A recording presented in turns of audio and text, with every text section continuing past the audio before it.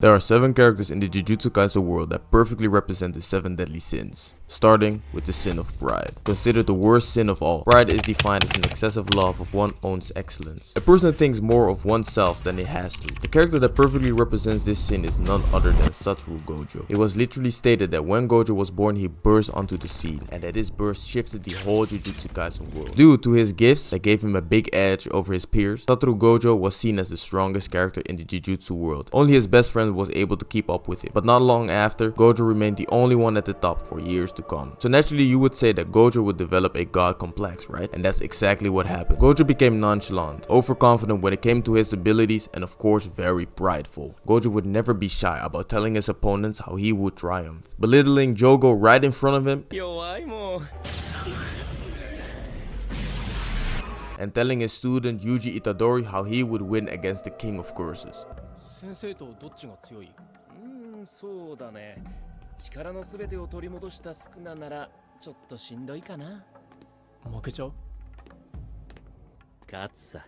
Manga fans know how hard his word backfired at him, and how his pride was damaged after his fight with the character that perfectly represents the sin of greed. Greed is defined as a selfish desire to have more of something, especially power or money. The character that perfectly represents this sin is none other than Ryomen Sukuna. After 1,000 years, long past his death, Sukuna's presence continues to live on. Sukuna existed throughout the ages by transforming into a cursed object after death, a state where he split his power into 20 indestructible fingers. When Yuji Itadori consumed one of his fingers, Sukuna came back to life, and that's when we learned of his cold and greedy personality. Sukuna is selfish, cold-hearted, immoral, sadistic, and very greedy. Sukuna is highly intelligent, manipulative, and is willing to kill or harm anyone who stands in his way to regain his full power. Due to his immense power, he rarely cares about the consequences of his actions, even if these affect his hosts. In fact, he frequently taunts and insults Yuji. Sukuna is driven by personal ambition and desire. He seeks power and dominance over other cursed beings and human alike. His greed for power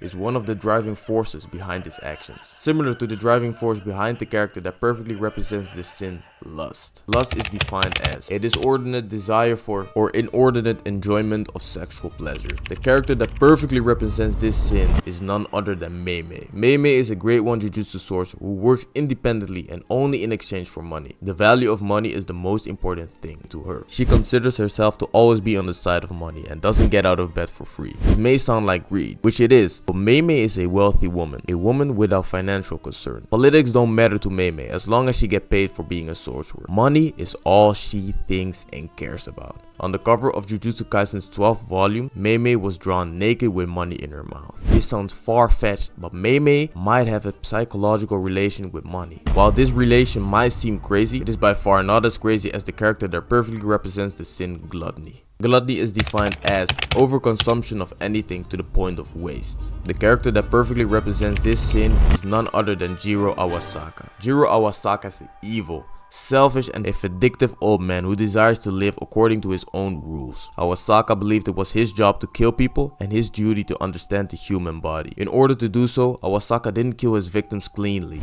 He tore them apart. He dissected them, ripping the skin off their skulls as they begged for mercy. Killing was his job, but he enjoyed it far more than needed, and other people, they needed to pay for it. Even though he used his ability in an evil way, he used them very actively, which cannot be said about the character that perfectly represents the sin Sloth. Sloth is simply defined as a lack of physical or spiritual effort. The character that perfectly represents this sin is none other than Kusakabe. Not much is known of Kusakabe. He has had a few appearances so far, in the Jujutsu Kaisen movie, in the latest Shibuya incident arc, and at the end of the Culling Games. From the start, Kusakabe appears to be a fearful individual. He focuses on his own self-preservation as top priority and is willing to be deceitful to save his own skin, as is shown during the Shibuya incident arc, where he lied repeatedly to Panda so as to keep him around for safety, while directing him away from level B5F, where Gojo was sealed as to avoid clashing with the special grade curses. Even though Kusakabe has this fear, he does not show initiative to change and chooses to stay in a fearful state. He does, however, have a courageous and selfless side, as seen when he protected Miwa from Kenjaku's maximum Uzumaki. It is also safe to say that Kusakabe would help out when needed, and has shown to have proficient knowledge of Jujutsu and shared it to help others. A character who would not be as selfless perfectly represents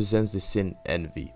Envy is defined as wanting something that someone else has. The character that perfectly represents this sin is none other than Naoya Zenin. Naoya was the youngest son of Naobito Zenin and believed himself to be the true heir of the Zenin family. Or better said, he was conditioned to believe that. From a young age, Naoya was always praised and told by others that he was a genius. And as a result, Naoya's arrogance grew. The only person Naoya ever appeared to have respect for was Toji Fushiguro. Naoya felt he was the only one who understood Toji and strived to be as exceptional as he was. But not long after, one after the other person shows Naoya that he isn't the chosen one. It's when he encounters an awakened Maki, who's said to be the new, fully realized Toji Zenin. This is where Naoya's envy for Maki's power grew, and it even led to a fight. During the fight, Naoya kept telling Maki that he was supposed to be at the top with his idols. But at the end, he saw the person he envied the most, walking away as the version he could never become. The new and fully realized version of his idol. His idol who also perfectly represents the sin of wrath. Wrath is defined as a strong feeling of hatred, resentment with the desire of vengeance. Character who perfectly represents this sin is none other than Toji Zenin. Toji Zenin is considered to be one of the strongest in the Jujutsu history. But unlike Gojo or Naoya, his praise didn't start at his childhood. In fact, Toji's past could be considered terrible. You see, in the Zenin family, being born without cursed energy is seen as a curse, a illness that must be casted away. This led to a terrible childhood, full of humility, shame, abuse, and powerlessness. Throughout the years, Toji became stronger, to the point where his presence demanded respect and fear. Because of his bad relation with the Jujutsu world, his anger made him focus his time and energy in killing the most gifted Jujutsu sorcerers. He has seen great success in what he did, but his success ended by the hands of Gojo Satoru, the sin of pride, which perfectly completes this circle.